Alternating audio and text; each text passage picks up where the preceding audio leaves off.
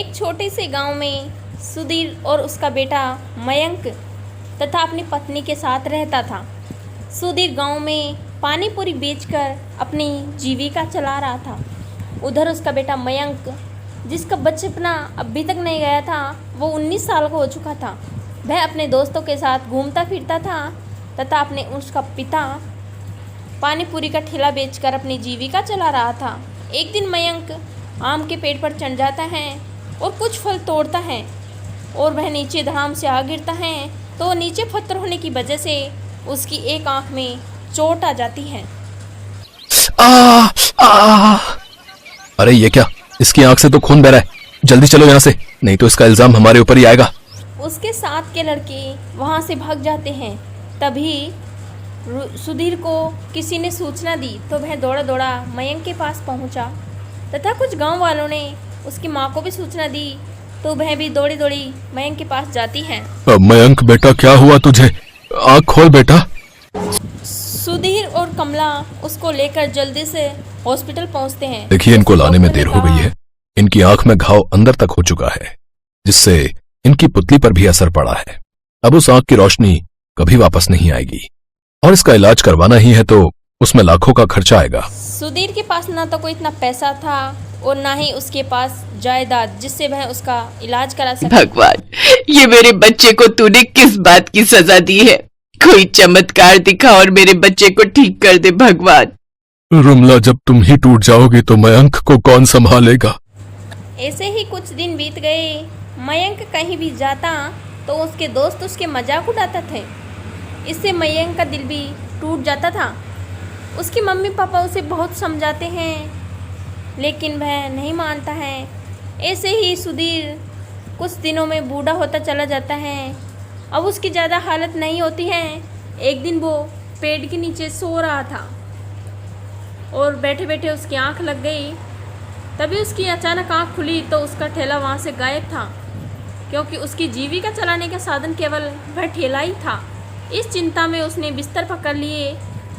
फिर वह और एक दिन उसके बेटे ने उससे कहा, माँ बाबा अब कितने परेशान रहने लगे हैं मुझसे उनकी ये हालत अब देखी नहीं जाती। माँ, तू ठीक कहता है बेटा, उनकी ऐसी हालत तो मुझसे भी नहीं देखी जाती। राशन पानी सब खत्म हो रहा है, घर में न जाने आगे का गुजारा कैसे चलेगा। माँ, मैं बाबा की मदद करना चाहता हूँ।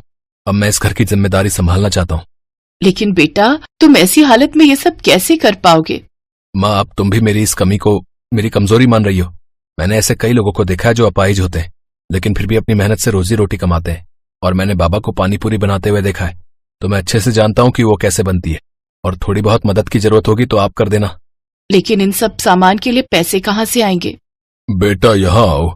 मैंने कई साल पहले अपने खाते में 10,000 की एफडी करवाई थी ताकि जरूरत के समय काम आ जाए। तुम अपनी माँ के साथ जाकर वो एफडी तुड़वा लो। अगर वो अब काम नहीं आएगी तो कब काम आएगी? फिर मयंक बैंक में जाता है और वो पैसे निकलवा कर ले आता है। नया ठेला पानी पूरी का वह खोल लेता है और उसकी माँ उसकी पानी पूरी में सहायता करती है। बाबा, आप मुझे बताइए कि पानी पूरी का पानी कैसे बनाया जाए। मैं चाहता हूँ कि ग्राहकों को वही लाजवाब स्वाद। उसके बाद सुधीर ने उसे सारी रेसिपी बताई, लेकिन पानी बनाने के बाद भी मयंक को उसमें थोड़ी कमी खली और फिर उसकी नजर आंगन में लगे धनिया पुदीने पर गई।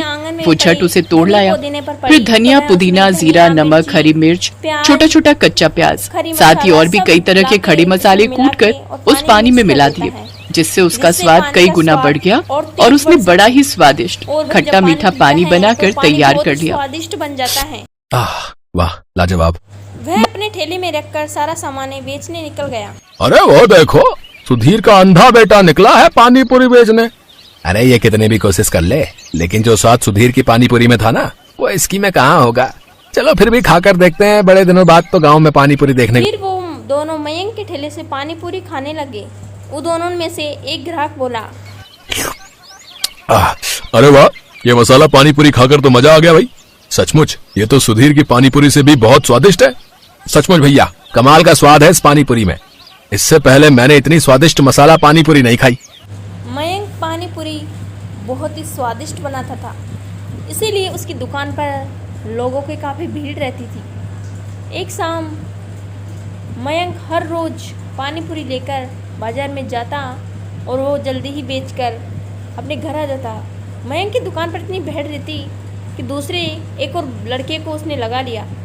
एक शाम मयंक ने उसे पिता से कहा, चलो बाबा, अब दिल्ली चलते हैं, अब वहीं जाकर आपका इलाज करवाएंगे। नहीं बेटा, मैं तो बूढ़ा हो गया हूँ, तू अपने बारे में सोच और अपनी आंख का इलाज करवा। घबराइए मत बाबा, मेरे पास अब इतने पैसे आ गए हैं कि मैं दोनों का इलाज अच्छे से करवा सकता हूँ। दोनों पिता बेटे ने जाकर इलाज करवाया और वो दोनों एकदम बिल्कुल स्वस्थ हो गए थे। फिर वो दोनों ठेले पर मिलकर पानी पूरी बेचने लगे, जिससे उनकी जिंदगी अच्छी तरह से गुजर रही थी और वो खुशी खुशी रहने लगी।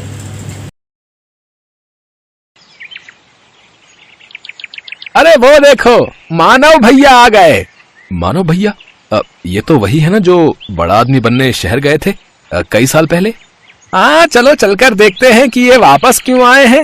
जब वो दोनों मानव के पास जाते हैं तो उसकी हालत बहुत ही खराब। अरे मानव भाई, तुम तो शहर बड़े आदमी बनने गए थे ना, फिर आपका ये हाल? अभी ये सब वक्त नहीं है भाई कुछ भी बताने का। हम शहर से 300 किलोमीटर पैदल चलकर आए हैं और हम सब कई दिनों से भूखे हैं। अगर हो सके तो हमें राशन पानी कुछ दिन के लिए उधार दे दो भैया। तुम अपने घर जाओ और आराम करो मानव भाई। और रही खाने की बात, तो मैं गांव के मुखिया को बोल देता हूँ, वो कुछ दिनों का राशन पानी तुम्हारे घर भिजवा देंगे। आपका बहुत बहुत शुक्रिया किशोर भाई। मुखिया उन लोगों के लिए 1 महीने का राशन भिजवा देता है। सुनिए जी, आखिर कब तक हम इन गांव वालों से छुपा कर रखेंगे कि हम शहर से भागकर क्यों आए हैं?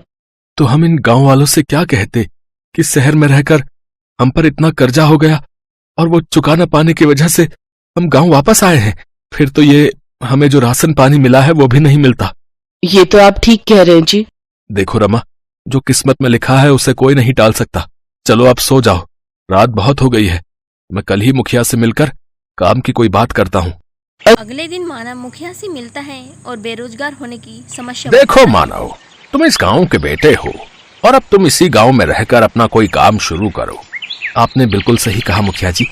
वैसे मैं शहर में सारा दिन ऑटो रिक्शा चलाता था और शाम को रमा और मैं पानी पूरी का ठेला लगाते थे।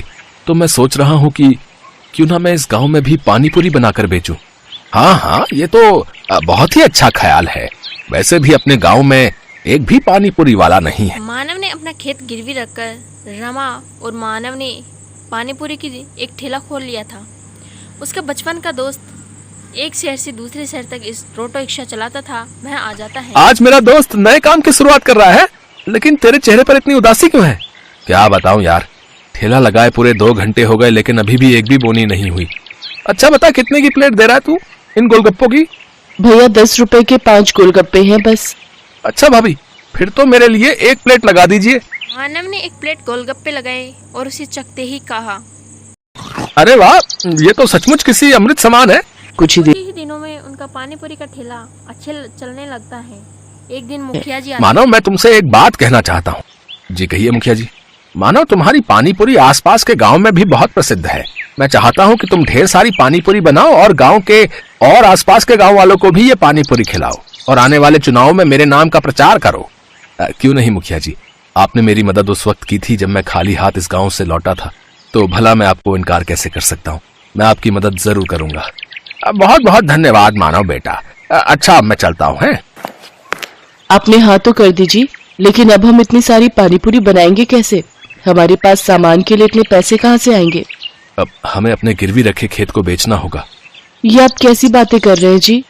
अगर अच्छी कमाई हो गई तो फिर हम उस कमाई से नया खेत ले लेंगे, लेकिन मैंने मुखिया को जुबान दी है और अब मैं अपनी बात से पीछे नहीं हट सकता।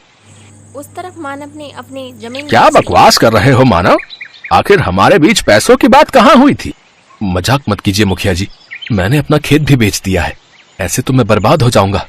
चुपचाप जाता है या धक्के मारकर निकालूं यहाँ से? मानव दुखी मन से अपने घर चला जाता है और रमा को सारी बातें बताता है तो वो बहुत दुखी होते हैं। इसके बाद सभी गांव वालों को पता चल जाता है कि मानव और मुखिया के बीच में झगड़ा हुआ है।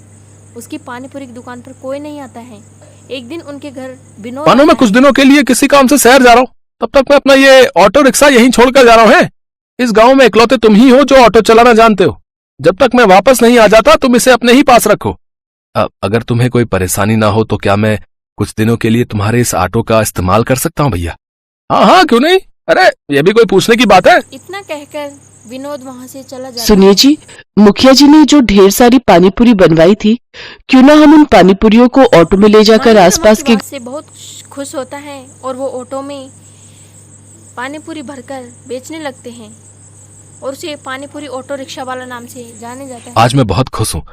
हमेशा से कर्जे से भागते आया हूँ, लेकिन आज तो ऐसा लग रहा है मानो मैं दुनिया जीत चुका हूँ। कुछ दिनों बाद नया ऑटो लेकर विनोद गांव पहुंचा। अरे वाह विनोद, नया ऑटो? लेकिन तेरे पास तो पहले से ही ऑटो है ना, फिर ये किस लिए? अरे वो ऑटो अब पुराना हो चुका है यार, और मैं उसे बेचने की भी सोच रहा हूँ। मैं अब एक गांव से दूसरे गांव की सवारियां छोड़ने की बजाय गांव से शहर तक की सवारियों को छोड़ूंगा। अगर आप बुरा ना मानो विनोद भाई, तो क्या ये ऑटो हमें बेच सकते हो? अरे ये भी कोई पूछने की बात है? आज से ये ऑटो आपका हुआ है। तेरी बड़ी मेहरबानी मेरे दोस्त। ये ले, ये तेरे ऑटो रिक्शा के पैसे पकड़। रमा और मानव ऑटो पाकर बहुत खुश होते हैं और वो उस ऑटो में पानीपुरी लेकर गांव-गांव बेचते हैं। वो बहुत अच्छा मुनाफा कमाते हैं और धीरे धीरे आमदनी बढ़ने लगती है और वो अपना जीवन खुशी खुशी बिताते हैं।